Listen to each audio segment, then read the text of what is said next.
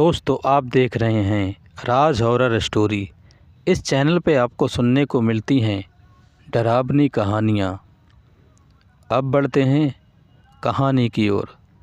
दोस्तों, मैं आपको एक सच्ची घटना के बारे में बताने जा रहा हूँ, जो कि मेरे दोस्त अमित के साथ घटी थी जब वो अपने कुछ दोस्तों के साथ घूमने नैनीताल गया हुआ था।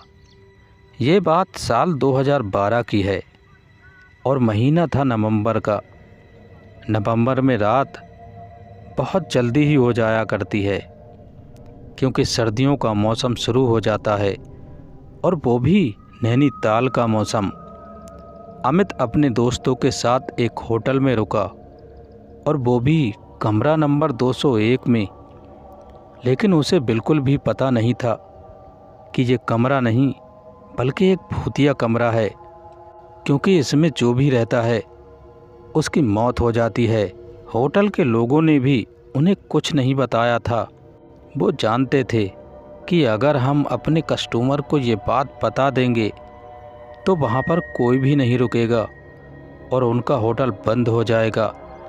अमित और उसके दोस्त रात का खाना खाकर कमरे में सो गए। सबके सब घोर नींद में सोए हुए थे कि तभी कमरे के बाहर अमित को किसी के चलने की आवाज़ सुनाई दी। उसे लगा कि शायद कोई वेटर किसी रूम को सर्विस देने के लिए जा रहा होगा।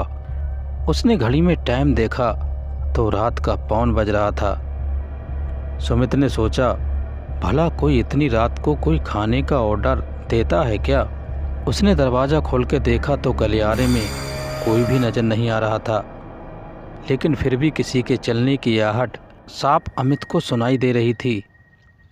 उसने अपने दोस्त मुकेश को उठाने की बहुत कोशिश की, लेकिन वो सब शराब पीकर धुत सोए हुए थे। कोई भी नहीं उठ रहा था।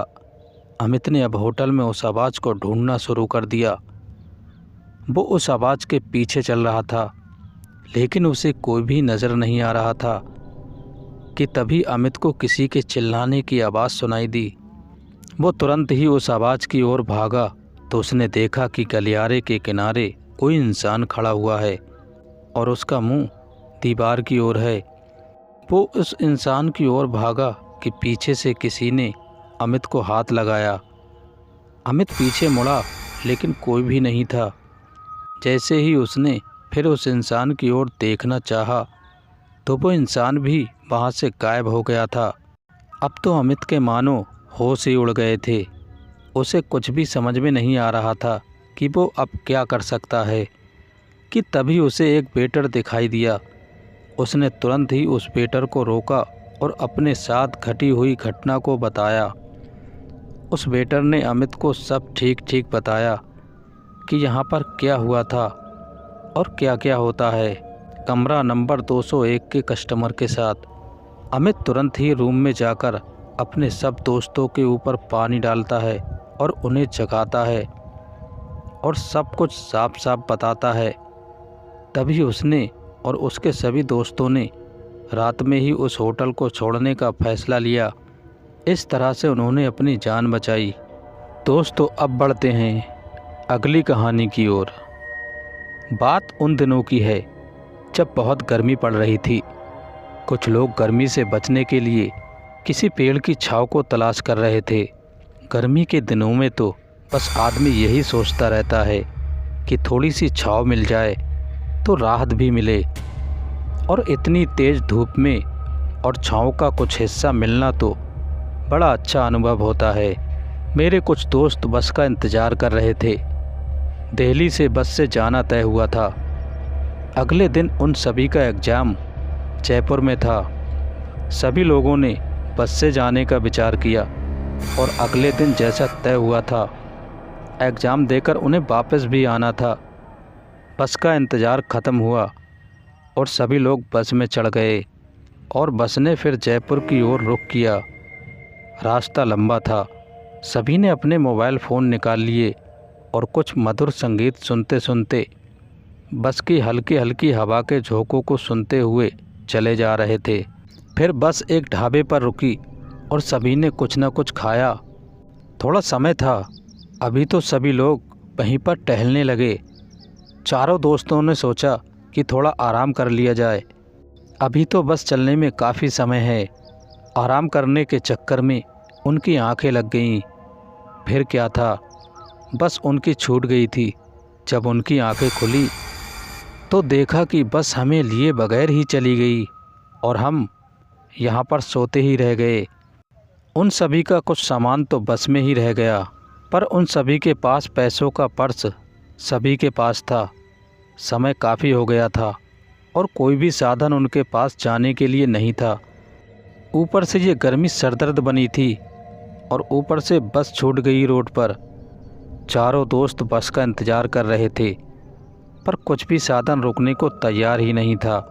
बहुत ही कोशिश के बाद एक कार उनके सामने रुकी और उसने चारों दोस्तों को लिफ्ट दे दी।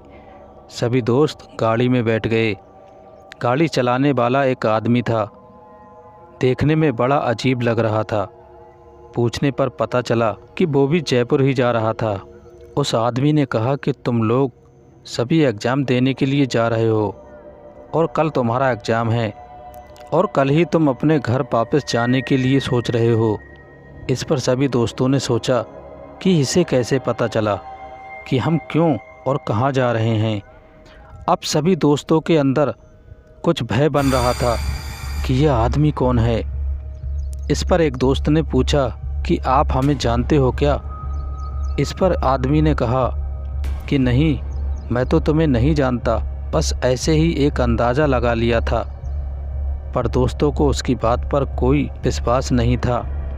दूसरे दोस्त की नज़र उस गाड़ी के मीटर पर गई, जो कि स्पीड तो 140 दिखा रहा था, पर गाड़ी की स्पीड 60 से ज़्यादा नहीं थी।